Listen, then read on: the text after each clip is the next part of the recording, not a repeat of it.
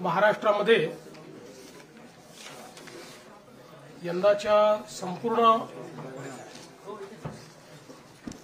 खरीपाच्या मोसमामध्ये जो काही पाऊस पडला, सातत्याने जी अतिवृष्टी झाली, त्यामुळे मोठ्या प्रमाणात शेतीचं आणि शेतकऱ्यांचं नुकसान झालं. पिकांचे नुकसान झालं, जनावरांचं नुकसान झालं, काही ठिकाणी घरांचं नुकसान झालं, गोठ्यांचं नुकसान झालं. जे काही ग्रामीण भागातलं पब्लिक इन्फ्रास्ट्रक्चर आहे त्याचंही नुकसान झालं आणि दुर्दैवाने काही लोक मृत्युमुखी देखील पडले, काही लोक जखमी झाले. असं एक प्रचंड आपल्याला चित्र भीषण अशा प्रकारचं पाहायला मिळालं. आम्ही देखील वेगवेगळ्या ठिकाणी प्रत्यक्ष जाऊन या परिस्थितीची पाहणी केली. सातत्याने शेतकऱ्यांशी आम्ही चर्चा केली आणि एक प्रकारे दिलासा आपल्याला कसा देता येईल याचा प्रयत्न आम्ही केला. तातडीची मदत म्हणून ज्यांच्याकडे नुकसान झालेलं आहे, त्यांना घरामध्ये पाणी शिरलंय, त्यांना 10,000 रुपये देण्याचा विषय असेल किंवा गहू तांदूळ देण्याचा विषय असेल, त्या ठिकाणी वेगवेगळ्या प्रकारे छोटी मोठी मदत जी आहे ती मदत करण्याचं काम आपण सुरू केलं. अगदी तातडीनं 2200 कोटी रुपये रिलीज करून क्रॉप कम्पेन्सेशनचा पहिला हप्ता जो काही आहे तो त्यांना मिळावा या संदर्भात आपण काम चालू केलं. आणि त्यानंतर आम्ही सातत्याने आपल्याला जास्तीत जास्त मदत कशी करता येईल याचा प्रयत्न करत होतो. आपल्याला कल्पना आहे की शेतकऱ्याचं आपल्या पिकावर पोटच्या पोराप्रमाणे प्रेम असतं आणि अशा परिस्थितीत पीक करपून गेलं, त्या ठिकाणी पाणी साचलं, अशी जी काही अवस्था पाहायला मिळाली, झोपलेलं पीक पाहायला मिळालं, चिखल पाहायला मिळाला आणि अनेक ठिकाणी तर जमीनच खरडून गेली. त्यामुळे रबीची पेरणी करण्याचीही क्षमता त्या ठिकाणी उरली नाही.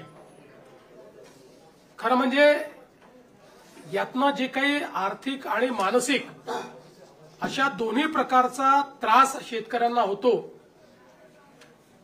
त्याचं 100% कम्पेन्सेशन कोणीच देऊ शकत नाही. मात्र आमचा शेतकरी पुन्हा आपल्या पायावर उभा राहायला पाहिजे आणि भविष्यामध्ये पुन्हा शेतकरी आणि शेती ही उभी राहिली पाहिजे. या दृष्टीनं आम्ही जास्तीत जास्त रिसोर्सेस याच्याकडे वळवण्याचा निर्णय घेतला आणि त्या दृष्टीने आम्ही कम्पेन्सेशनच्या संदर्भातलं एक पॅकेज तयार केलेलं आहे. साधारणपणे आपण जर बघितलं तर महाराष्ट्रामध्ये 1,43,52,281 हेक्टर एवढ्या जमिनीवर पिकांची लागवड झाली होती. यापैकी साधारणपणे 68,69,756 हेक्टर एवढ्या जमिनीवरचं पिकांचं नुकसान झालेलं आहे. यात काही जमिनीवर अंशतः आहे आणि मोठ्या प्रमाणात पूर्णतः नुकसान आपल्याला पाहायला मिळतं आहे. साधारणपणे मेजर नुकसान जे आहे ते 29 जिल्ह्यांमध्ये झालेलं आहे. 253 तालुके हे जवळपास सरसकट आम्ही घेतलेले आहेत की ज्या ठिकाणी आम्ही मदत करतो आहोत, ज्यामध्ये 2059 मंडळ आहेत की ज्या मंडळांमध्ये क्रॉप डॅमेज झालेला आहे. त्यामुळे 65 मिलीमीटरची अट आम्ही ठेवलेली नाही. जिथे क्रॉप डॅमेज आहे असं सगळं कव्हर करून त्या ठिकाणी मदत करण्याचा निर्णय आपल्या सरकारने त्या ठिकाणी घेतलेला आहे. एकूण सर्व प्रकारची जी मदत आपण करतो आहे, ज्यामध्ये क्रॉप डॅमेज आहे, ज्यामध्ये खरडून गेलेल्या जमिनीचा विषय असेल किंवा मृत व्यक्तींना मदत असेल, जखमींना मदत असेल, इस्पितळातली मदत असेल, 10,000 रुपये जे आपण देतो ती मदत असेल, पूर्णतः जे नष्ट झालेले पडझड झालेले घरं आहेत जी 100% गेली आहेत त्याला पूर्णपणे आपण नव्याने घरं बांधण्याकरता त्या ठिकाणी मदत करणार आहोत आणि नव्याने प्रधानमंत्री आवास योजनेतला नवीन घर समजून त्याला पूर्ण पैसे देऊन त्या ठिकाणी त्या घराची निर्मिती आपण करणार आहोत.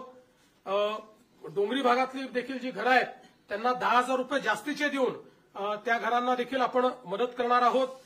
जिथे अंशतः घरांची पडझड झाली आहे त्यांनाही मदत करणार आहोत. झोपड्यांची जिथे पडझड झाली आहे त्यांनाही मदत करणार आहोत.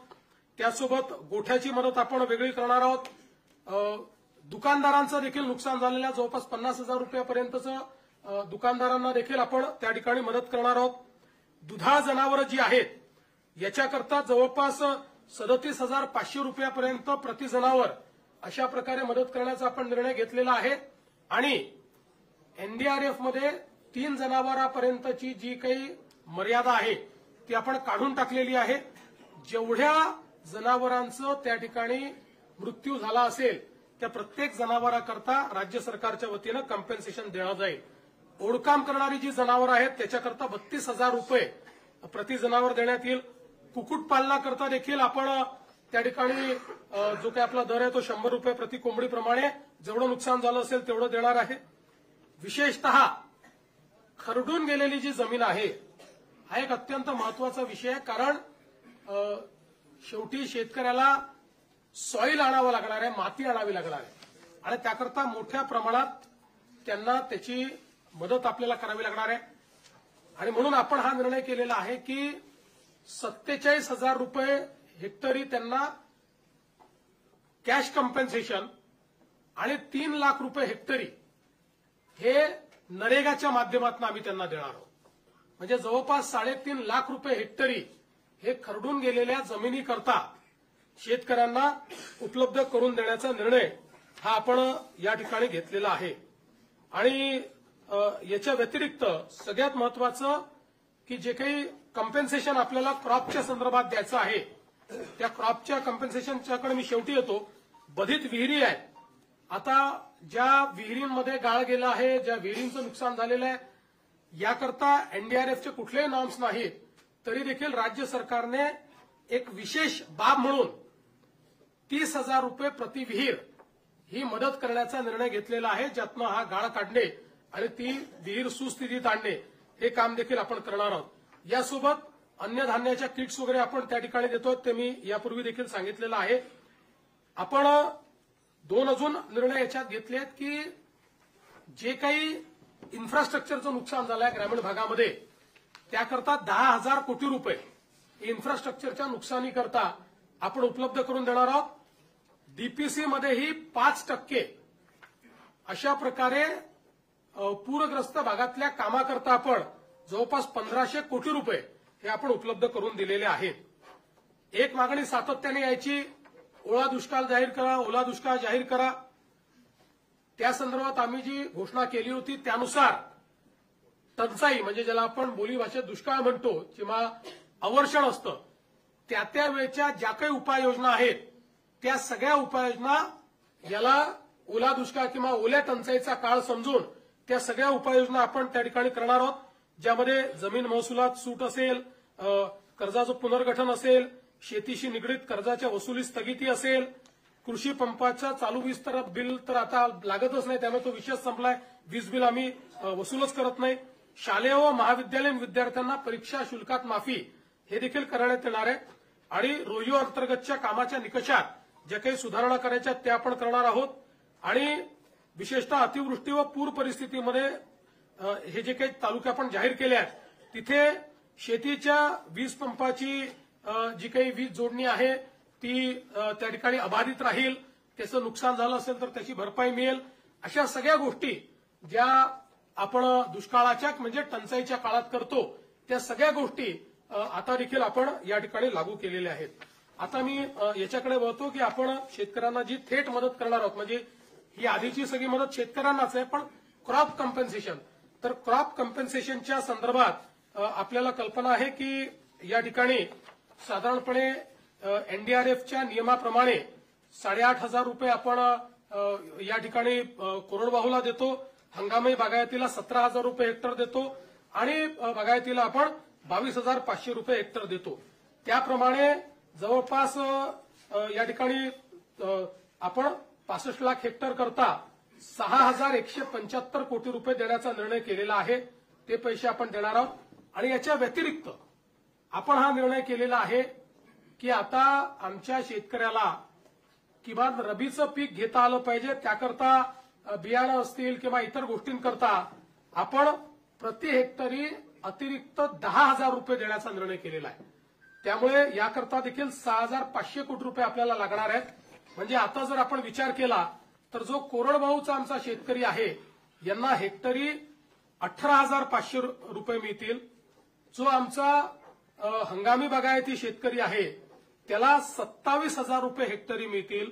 आणि जो आमचा बागायती शेतकरी आहे त्याला 32,500 रुपये हे हेक्टरी देण्याचा निर्णय केला आहे. याच्या व्यतिरिक्त जवळपास 45 लाख आपले शेतकरी जे आहेत यांचा विमा आपण उतरवलेला आहे. विमा उतरवलेल्या शेतकऱ्यांना याच्या व्यतिरिक्त आता त्याचं कॅल्क्युलेशन चाललेलं आहे, पण याच्या व्यतिरिक्त अगदी कन्झर्वेटिव्ह साईडला जरी आपण पकडलं तरी ज्यांचं पूर्ण नुकसान झालेलं आहे अशा शेतकऱ्यांना साधारणपणे 17,000 रुपये हेक्टरी विम्याचे पैसे मिळतील.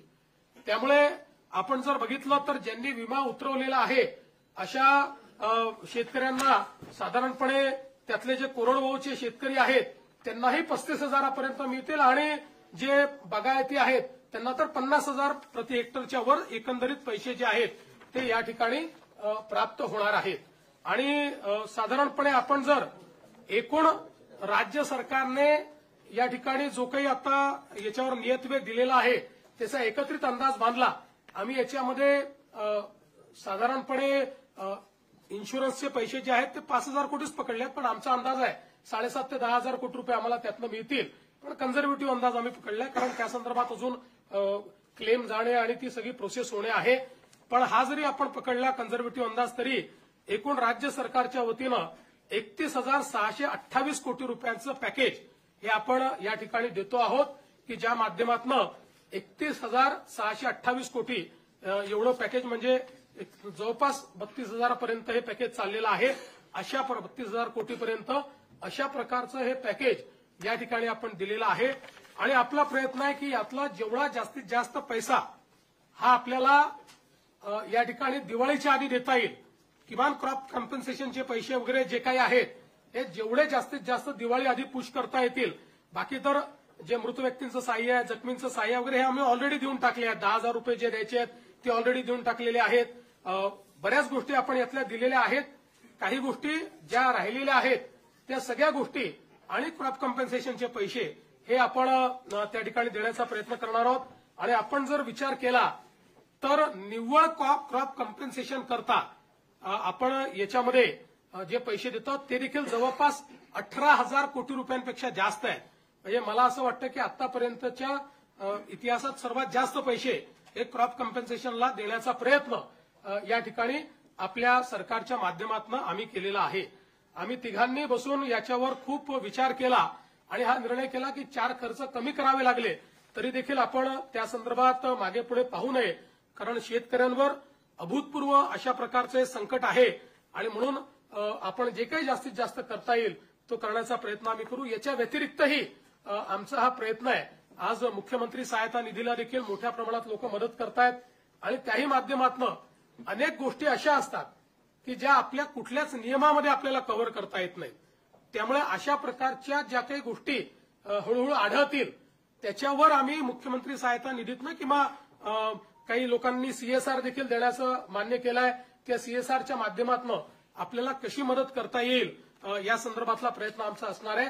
कुठल्याही परिस्थितीमध्ये शेतकऱ्यांच्या मुलांचं शिक्षण हे याच्यामुळे बाधित होऊ नये, त्यांची स्वप्न कुठेतरी खंडित होऊ नये अशा प्रकारचा प्रयत्न या माध्यमातून आम्ही या ठिकाणी केलेला आहे.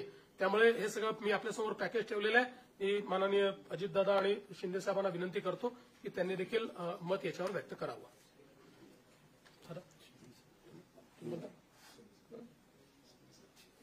यामध्ये आता मुख्यमंत्री महोदयांनी सांगितलं त्याच्यात 2 हेक्टरच्या पुढे पण आम्ही निर्णय घेतलेला आहे 3 हेक्टर पर्यंतचा. त्याच्यामुळे काही शेतकऱ्यांच्या मनात अशी शंका येण्याची शक्यता आहे की आपल्याला 2 हेक्टर आणि तो वरचा सगळा भार राज्य सरकारने उचललेला आहे. कारण 2 हेक्टरपर्यंत एनडीआरएफ एसडीआरएफच्या संदर्भातले नॉर्म्स असतात. त्याच्यामुळे हे करत असताना अनेकांनी वेगवेगळ्या पद्धतीनं मागण्या केलेल्या आहेत.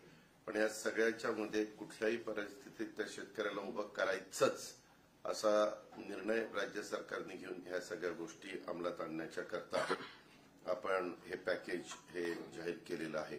आणि याच्यात खूप बारकाईनं विचार करून कुठलाही घटक हा वंचित राहणार नाही याबद्दलची पण काळजी राज्य सरकारने हे पॅकेज जाहीर करत असताना केलेलं आहे. आणि अजूनही पॅकेज जाहीर केल्यानंतर जर यदा कदाचित चुकून कुठली गोष्ट राहिली असेल, कारण तिथली भौगोलिक परिस्थिती प्रत्येक ठिकाणची वेगवेगळी असते, त्यावेळेस मुख्यमंत्री महोदय म्हणाले की आपण परत काही जर असं वाटलं तर त्याबद्दलचं म्हणजे एखादं राहून गेलं तर ते पण आम्ही इन्क्लूड करायची आमची तयारी आम्ही ठेवलेली आहे.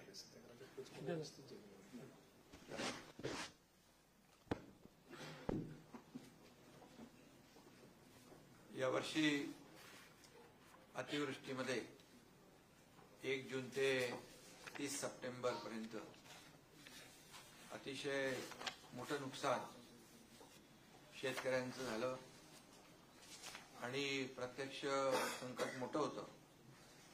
मुख्यमंत्री महोदय स्वतः, अजितदादा, मी, आमचे कृषी मंत्री, सगळेच मंत्री प्रत्यक्ष बांधावर देखील जाऊन शेतकऱ्यांचं झालेलं नुकसान पाहिलं देखील.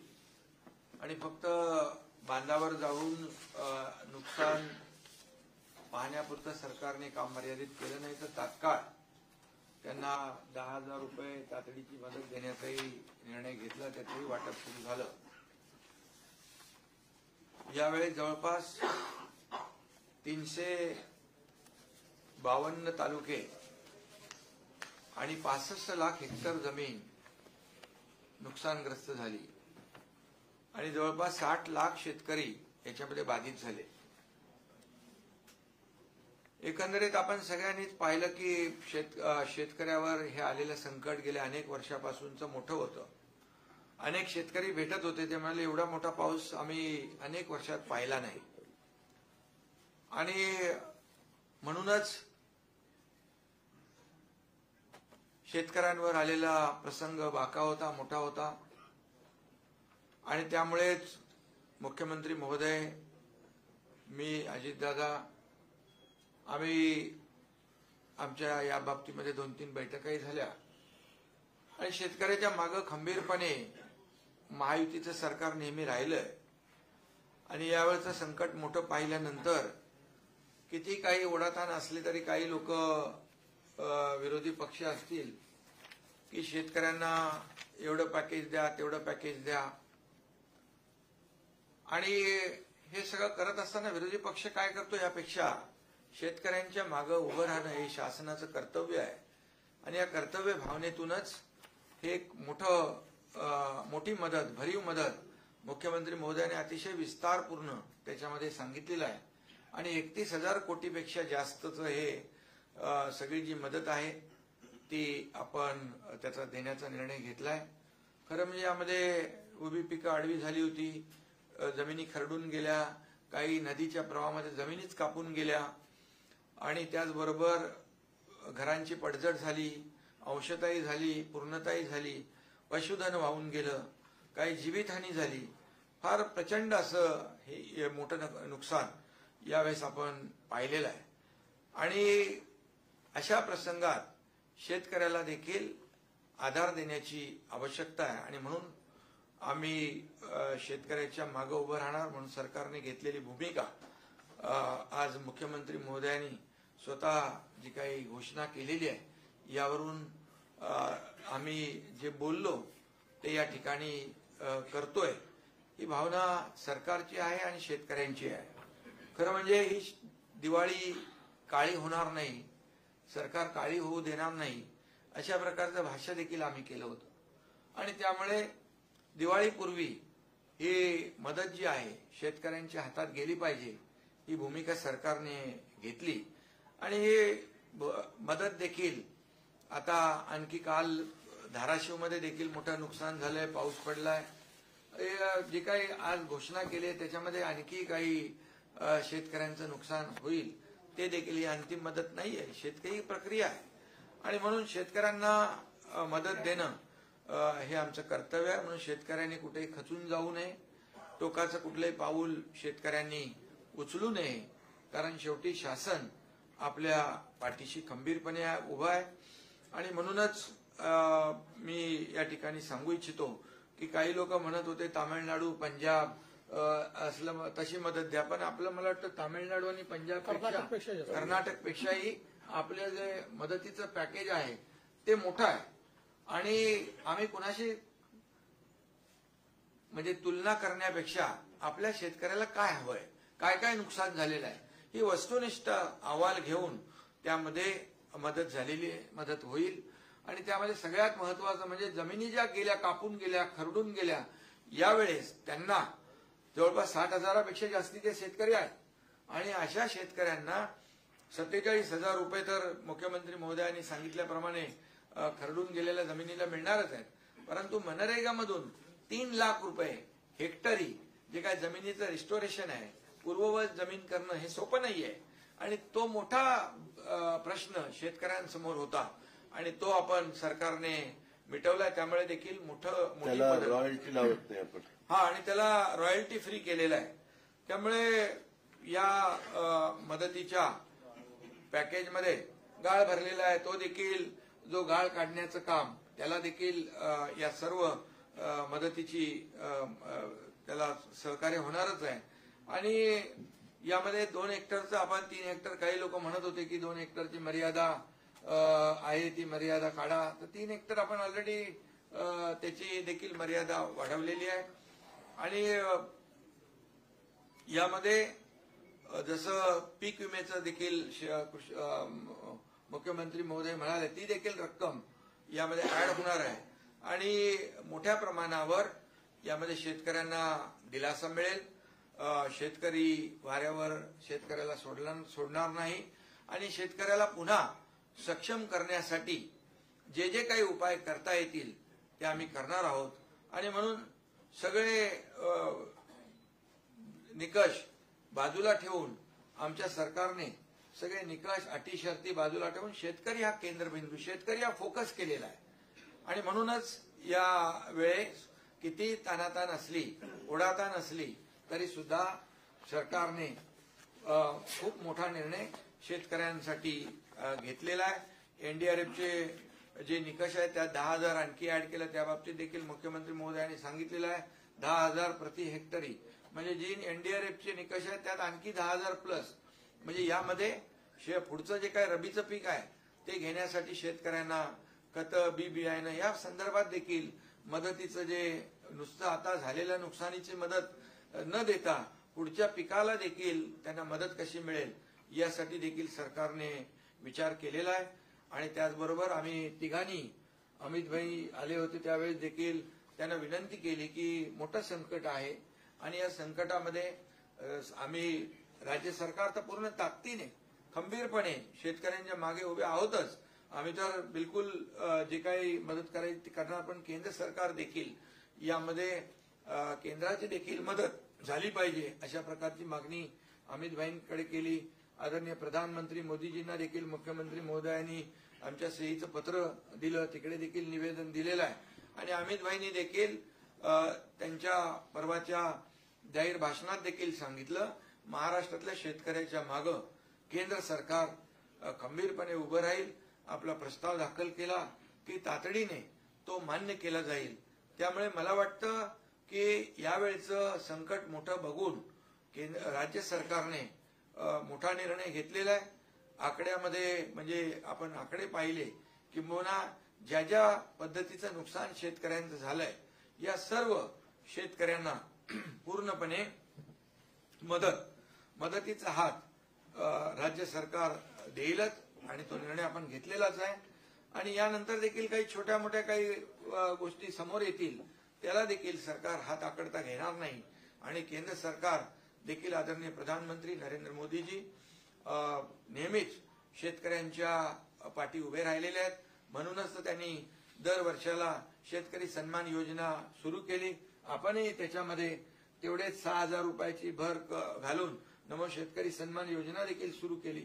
त्यामुळे शेतकऱ्यांच्या बद्दल असलेला जो काही जिव्हाळा आहे, जी काय आपुलकी आहे, शेवटी शेतकरी आपला अन्नदाता आहे, मायबाप आहे, आणि म्हणून आज बळीराजाच्या डोळ्यामध्ये अश्रू आहे. ते अश्रू पुसण्याचं काम नक्की राज्य सरकार केल्याशिवाय राहणार नाही, आणि त्याचीच प्रतिपूर्ती आजच्या मुख्यमंत्री महोदयांनी डिटेलमध्ये जे काय घोषित केलं त्यातून येते. आणि केंद्र सरकार देखील यामध्ये भरीव मदत आपल्याला दिल्याशिवाय राहणार नाही. त्यामुळे पूर्णपणे शेतकऱ्याच्या मागे आम्ही उभे राहू आणि शेतकऱ्याला मोठा दिलासा देऊ. पुन्हा एकदा मी सांगतो की शेतकऱ्यांनी कुठेही खचून जाऊ नये. सरकार आपल्या पाठीशी आहे, कुठलंही टोकाचं पाऊल उचलू नये अशा प्रकारची विनंती या ठिकाणी आम्ही शेतकऱ्यांना करतोय. आपण केंद्र सरकारकडे किती मागणी करणार आहोत? आणि दुसरं असं आहे की 2019ला कोल्हापूर सांगलीचा दुष्काळ असेल, 2022 कॉम्पेन्सेशन होतं, एनडीआरएफच्या नॉन स्टेटच्या आपण दुसरीने किंवा तिसरीने कॉम्पेन्सेशन दिलं होतं. ते जरी 10,000 रुपये आपण वाढवले असेल तरी ते फक्त रबीच्या पिकांना मिळणार आहे, आणि रबीची पिकं ही 1/3 असतात फक्त खरीपाच्या. याचा अर्थ फक्त 1/3 शेतकऱ्यांना ते कॉम्पेन्सेशन 10,000चं जे ते मिळणार आहे. पहिली गोष्ट, आतापर्यंतच्या दिलेल्या सगळ्या पॅकेजपेक्षा मोठं पॅकेज आहे. याचं कारण एनडीआरएफची त्या काळात जी काही रक्कम होती त्याच्यापेक्षा आता एनडीआरएफनेच रक्कम वाढवलेली आहे. दुसरं, रबीचं पीक घेतो की नाही घेत हा भेद न करता 100% शेतकऱ्यांना 10,000 रुपये हेक्टरी आम्ही देतो. कारण आमची अपेक्षा अशी आहे की जो रबीचं पीक घेत नव्हता तोही आता घेईल, कारण त्याचं खरीपाचं पीक हे वाया गेलेलं आहे. शेतकरी कधीच रिकामा बसत नाही, त्याच्यामुळे पाणी उपलब्ध आहे. ज्यांची जमीन खरडून गेलेली नाही असे जे शेतकरी आहेत ते रबीचं पीक घेऊ शकतात. त्यामुळे 100% शेतकऱ्यांना, जेवढे याच्यामध्ये बधित शेतकरी आहे, 65 लाखाचा आकडा तो 68 लाखापर्यंत जाणार आहे, या सगळ्या शेतकऱ्यांना आम्ही हे 10,000 रुपये देतो. म्हणून मी म्हटलं आतापर्यंत आम्ही जे दिलेले आहेत त्यातलं सगळ्यात मोठं कॉम्पेन्सेशन यावर्षी दिलेलं आहे. विमा कंपन्या अनेकदा मदत करताना अटी शर्ती घालतात आणि जी मदत मिळते ती अगदी किरकोळ असते, आणि आपली जी 3 हेक्टर पर्यंतची मर्यादेची अट आहे विमा कंपन्यांनाच तो लाभ असणार की विमा कंपन्या सरसकट सगळ्या जमिनीला पाहिजे. विमा कंपन्यांना 2 हेक्टरची वगैरे अट नसते. विमा कंपन्या जेवढ्या जमिनीचा विमा उतरला त्याच्यावर ते देत असतात.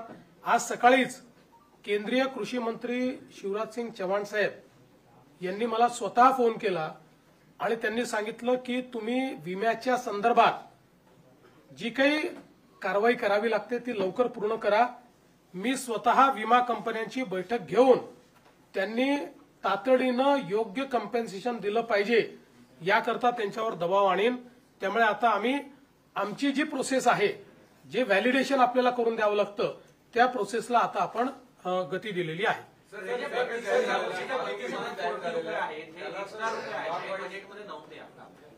त्याच्यामुळे ऑलरेडी आपल्यावर आर्थिक ताण होता, हा अजून ताण वाढणार आहे. काल भुजबळ साहेब पण म्हटले अनेक स्कीमला प्रॉब्लेम येतोय आधीच्या काही स्कीम्समुळे. तर अशा कोणत्या स्कीम्स आहेत की ज्याला यातून प्रॉब्लेम येऊ शकतो? ते आता त्यावेळी बघू. बघा असं आहे, शेवटी शेतकऱ्यांना जर मदत करायची असेल तर कुठेतरी ताण हा सहन करावा लागेल. हे अशा प्रकारे बजेट तयार करताना इतकी अतिवृष्टी होईल याची तर आपल्याला कल्पना नव्हती. त्यामुळे अशा प्रकारचा अप्रत्याशित किंवा अनियोजित खर्च आला तर त्याकरता तो काही ठिकाणी आपल्याला काही बाबींवर खर्च कमी करावा लागेल, काही बाबींवर ताण सहन करावा लागेल. आजच या सगळ्या गोष्टी सांगता येत नाही. आता ज्यावेळी आम्ही रिएप्रोप्रिएशन करू, आज तर आम्ही काय करतो, आमच्याकडे जे जे वेगवेगळ्या प्रकारचे निधी आहेत त्याचं रिएप्रोप्रिएशन करून तात्काळ हे पैसे देणं सुरू करतो. मग डिसेंबरच्या अधिवेशनामध्ये कुठे कमी करायचं कुठे वाढवायचं बघितलं जाईल. पहिलं प्रायोरिटी काय आहे, शेतकऱ्यांना मदत करणे, ती आम्ही करतो. सर, हा जो प्रस्ताव आहे, हा जो पॅकेज आहे सर, मराठवाड्यामध्ये खूप जास्त नुकसान झालेलं आहे. त्याच्या विभाग वाईज काय आकडा मिळेल का? आणि केंद्र सरकारकडे सर जो प्रस्ताव सादर करणार आहात तो किती कधी होणार? पहिलं तर विभागशः आत्ता याला देता येणार नाही, पण साधारण तुम्ही ठोक अंदाज घेतला तर परभणी, वाशिम, जालना आणि यवतमाळ हे जिल्हे असे आहेत की जिथे 50% जास्त नुकसान आहे. त्यानंतर छत्रपती संभाजीनगर आणि अहिल्यानगर हे 2 जिल्हे असे आहेत जिथे 75% जास्त नुकसान आहे. आणि लातूर, धाराशिव, नांदेड, बीड, हिंगोली आणि सोलापूर हे असे जिल्हे आहेत जिथे 80% पासून 100% नुकसान आहे. त्यामुळे या जिल्ह्यांना सर्वाधिक मदत मिळेल. अशा म्हणजे जेवढं जिथे नुकसान झालेलं आहे त्यानुसार ती मदत मिळेल. शरद पवार परत म्हणतायत की शेतकऱ्यांकडूनच इनडायरेक्टली वसुली केली जाईल. या बाबतीत जो नफ्यातल्या बाबतीत बोलला तर कारखानदाराकडून त्या बाबतीत बोलतायत. काय नेमकं त्याच्यामध्ये आहे आणि याबद्दल पुनर्विचार करावा असं देखील ते बोलतायत. पहिली गोष्ट तर 5 रुपयाचा विचार केला, कारखान्यांनी 5 रुपयाच्या हिशोबाने दिले, एकूण किती पैसे मिळतात? 50 कोटी रुपये. आमचं पॅकेज आहे 31,000 कोटी रुपयाचं. त्यामुळे केवळ त्या कारखान्यांना जाणीव असावी एवढ्यापुरतं आम्ही त्यांना ही विनंती केली आहे. आता आपल्याला कल्पना आहे की FRP कॅल्क्युलेट करण्याची एक पद्धत आहे. शेतकऱ्यांना काय मिळते? FRP मिळते. ती FRP कॅल्क्युलेट करण्याची पद्धत आहे. त्या पद्धतीने जी FRP कॅल्क्युलेट होईल ती शेतकऱ्यांना द्यावीच लागेल. त्याच्यातनं एकही पैसा कट करता येणार नाही. त्याच्या व्यतिरिक्तही पैसे त्यांना द्यायचे आहेत. त्याच्यामुळे अर्थातच नफ्यात नाही पैसे द्यायचे आहेत.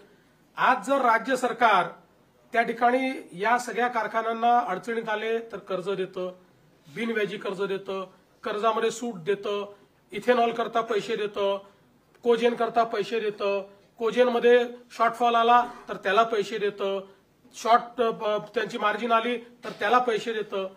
अशा परिस्थितीमध्ये शेतकऱ्यांवर त्या ठिकाणी अशा प्रकारचं काही समजा एखादं संकट आलं तर त्याच्यात मदत करायला हरकत काय? आणि साधारणपणे 200 कारखाने आपल्याकडे गाळप हंगामात असतात. कारखाने जास्त आहेत. याचा हिशोब लावला तर 25 लाख रुपये देखील एखाद्या कारखान्याला येत नाही. पण मी त्याच्या पलीकडे जाऊन सांगतो, अनेक कारखाने असे आहेत की जे आम्हाला 1-1 कोटी रुपये देत आहेत स्वतःहून समोरून येऊन. त्यांना ती सामाजिक जाणीव आहे. कोणी 75 लाख देत आहे, कोणी 1 कोटी देत आहे. त्यामुळे कुठेही शेतकऱ्यांवर याचा बोजा नाही. कारखान्यांनाही सामाजिक बांधिलकी समजली पाहिजे, एवढंच याच्या पाठीमागचं आमचं म्हणणं आहे.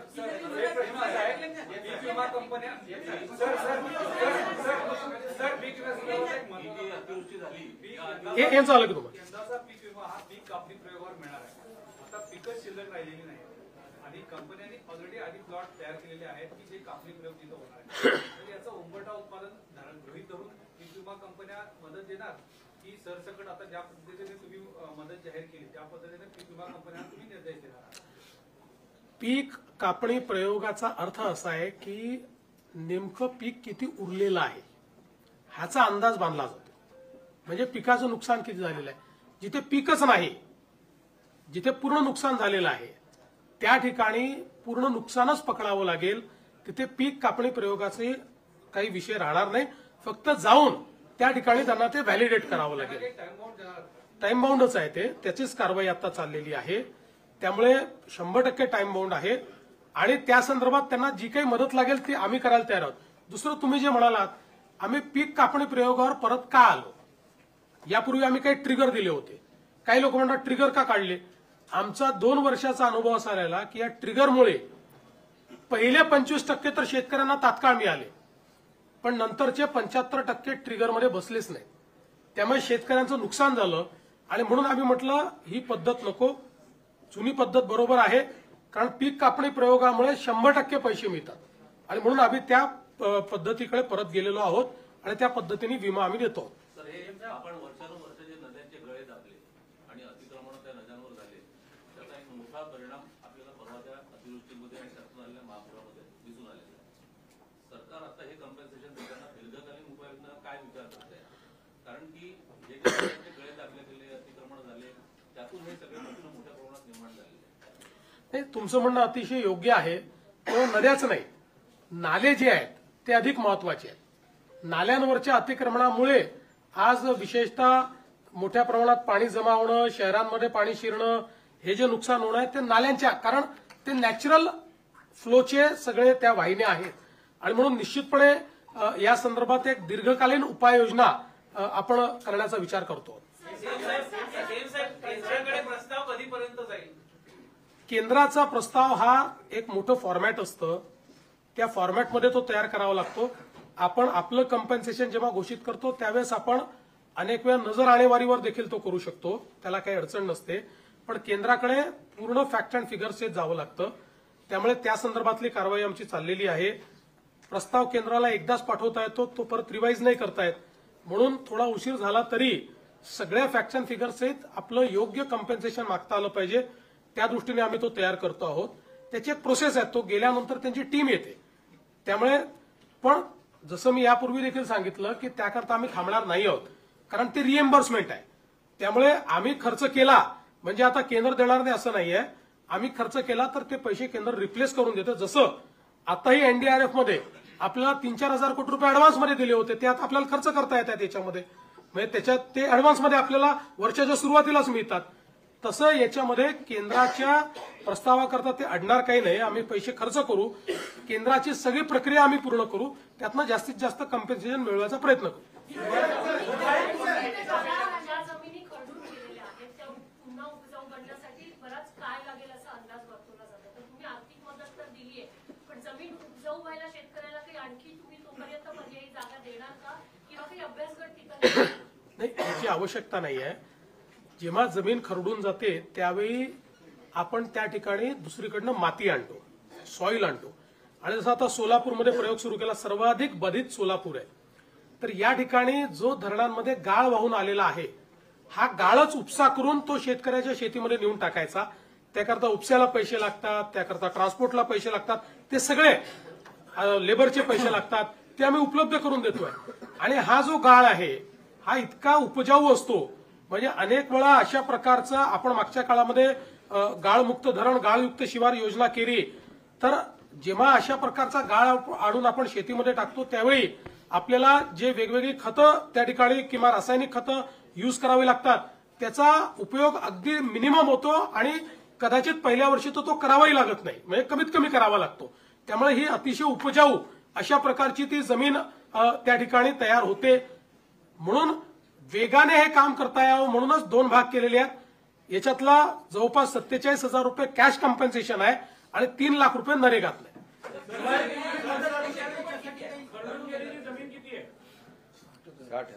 60,000 हेक्टर आहे.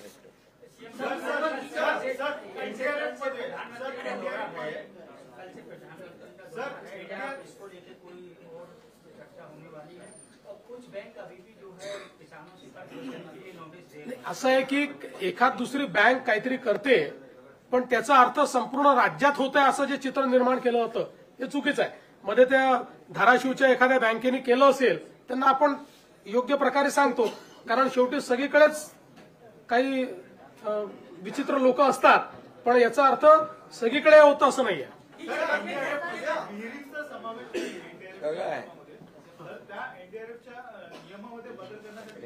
नाही, एनडीआरएफ मध्ये नसला तरी बदल करायला वेळ लागेल म्हणून आम्ही घोषणा केली. एनडीआरएफ मध्ये नसलं तरीही आम्ही 30,000 रुपये विहिरीं करता देणार आहोत, राज्य सरकारच्या पैशातून देणार आहोत.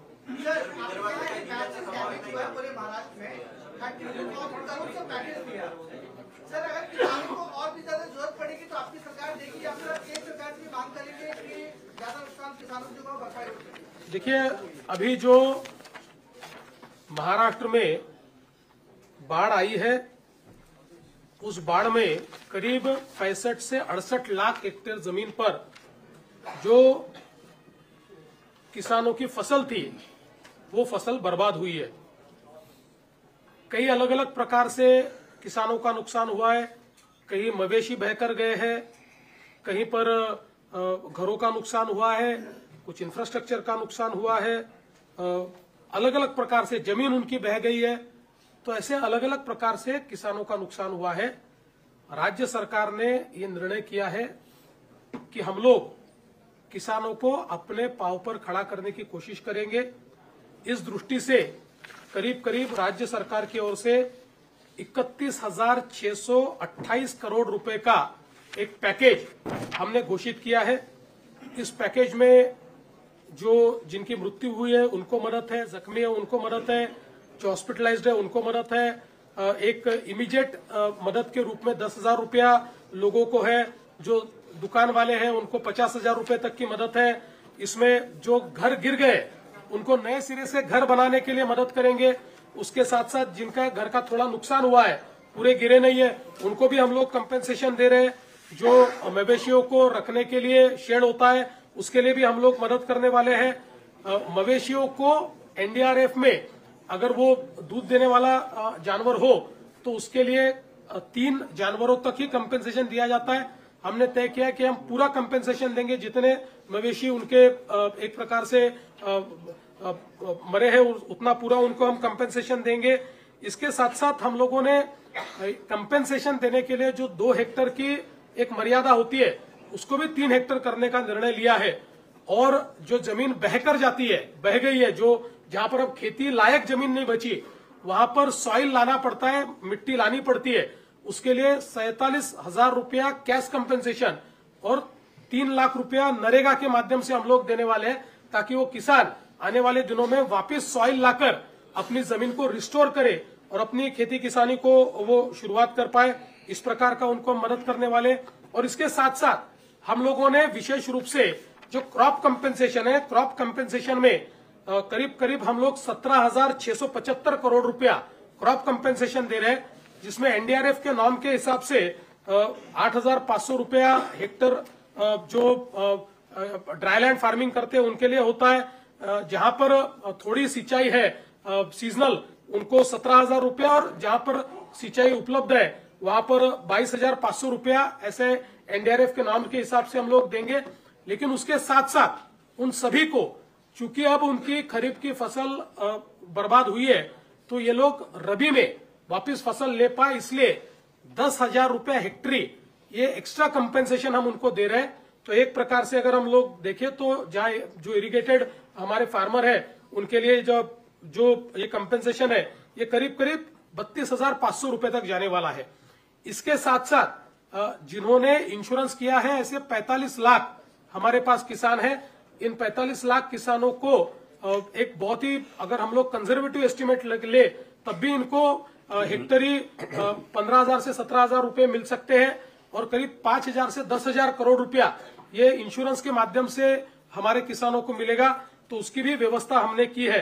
कुल मिलाकर अगर हम लोग देखें तो 29 जिले हमारे प्रभावित है, 253 तालुके हमारे प्रभावित है, और करीब 2059 जो हमारे मंडल है वो इसमें प्रभावित हुए हैं।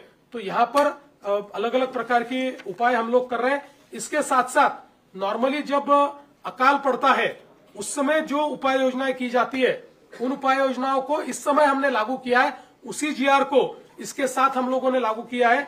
तो जिसमें जो हम लोग लैंड रेवेन्यू लेते हैं उसमें, या जो एक कर्जा होता है उसमें जो छूट देनी पड़ती है उसकी वसूली में, किसानों से हम बिजली का, तो अभी हमने बिजली मुफ्त की है तो उसमें तो कोई वसूली का सवाल ही नहीं उठता है। तो ऐसे कई बच्चों के लिए उनके जो परीक्षा शुल्क है उसमें छूट देना है, ये सारे उपाय हम लोगों ने किए हैं। कुल मिलाकर हमारा ये प्रयास है कि जो हमारे किसान हैं उन किसानों को हम लोग अपने पैरों पर वापस खड़ा कर पाए। देखिए, किसानों को जो मानसिक रूप से तकलीफ होती है, जो आर्थिक रूप से तकलीफ होती है, वो दोनों 100% उसका कंपेंसेशन कोई कर नहीं सकता, लेकिन कम से कम सरकार किसानों के पीछे खड़ा रहकर उनको रबी के लिए और अगले सीजन के लिए खड़ा कर पाए, इस दृष्टि से हमने इस पैकेज का निर्माण किया है। जर ओला दुष्काळ जाहीर केला असता तर ह्या पॅकेजपेक्षा त्यांना अतिरिक्त मदत मिळाली असती का?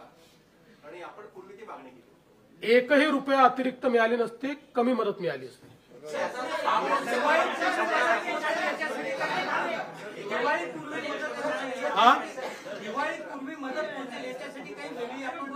प्रयत्न चालू केला आहे ऑलरेडी, आम्ही त्याची व्यवस्था आपल्या वित्त विभागाने केलेली आहे।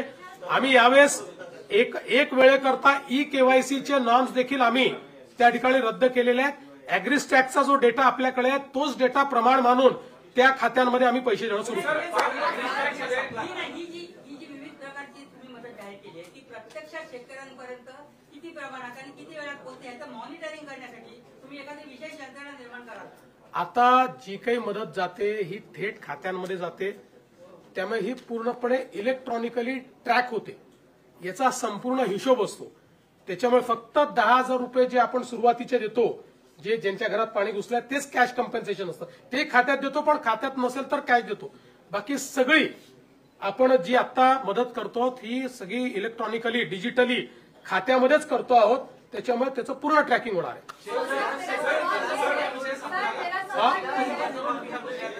असं आहे की शेतकरी कर्जमाफीच्या संदर्भात जे आश्वासन या ठिकाणी आमच्या सरकारने दिलेलं आहे ते आम्ही पूर्ण करणारच आहोत. पण आमचे माननीय उद्धवजी हे नेहमी मी कर्जमाफी केली हे सांगत असतात. म्हणून आपल्या फक्त नजरेस आणून देतो की महात्मा ज्योतिराव फुले ही कर्जमाफीची योजना त्यांनी घोषित केली होती.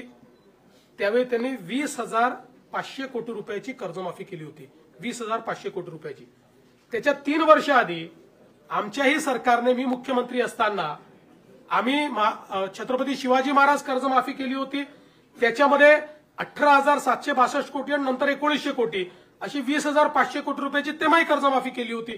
त्यामुळे उद्धवजींनी काहीतरी वेगळं केलं असं नाहीये, आधीच्या सरकारने केलं होतं. उलट उद्धवजींनी जे 50,000 रुपये नियमित कर्ज धारकांना द्यायचं कबूल केलं होतं, 2.5 वर्षात फुटकी कवडी दिली नाही. ती सगळी ज्यावेळेस शिंदेसाहेब मुख्यमंत्री झाले त्यावेळी आम्ही जवळपास 5,000 कोटी रुपये हे त्यावेळी दिले. आणि मी हा आकडा याकरता सांगतो की आपण एक लक्षात ठेवा, 20,000 कोटी रुपयाचं त्यांनी त्या ठिकाणी कर्जमाफी केली. आम्ही तर आता जे कम्पेन्सेशन देतो ते 18,000 कोटीचं आहे. म्हणजे 18 नाही, ते खरडून गेलेल्या जमिनीचा विषय केला तर 21,000 कोटीचा आहे. 21,000 कोटी रुपयाचं तर थेट कम्पेन्सेशन आम्ही देतो. त्यामुळे आम्ही कुठेही आमच्या घोषणेपासून दूर गेलेलो नाही. पण आज कर्जमाफी करण्यापेक्षा थेट मदत करणं हे जास्त महत्वाचं आहे. कारण कर्जमाफी केली तरी तो आपल्या जमिनीवर माती कुठनं आणणार आहे, तो आपल्या पुढच्या हंगामामध्ये पैसे कुठनं आणणार आहे. आणि म्हणून कर्जमाफीच्या संदर्भात आम्ही कुठेही मागे हटलेलो नाही, ती देखील आम्ही करू. पण आज जी थेट मदत करणं हे गरजेचं आहे, ती थेट मदत आता राज्य सरकारच्या वतीनं आम्ही करतो आहोत.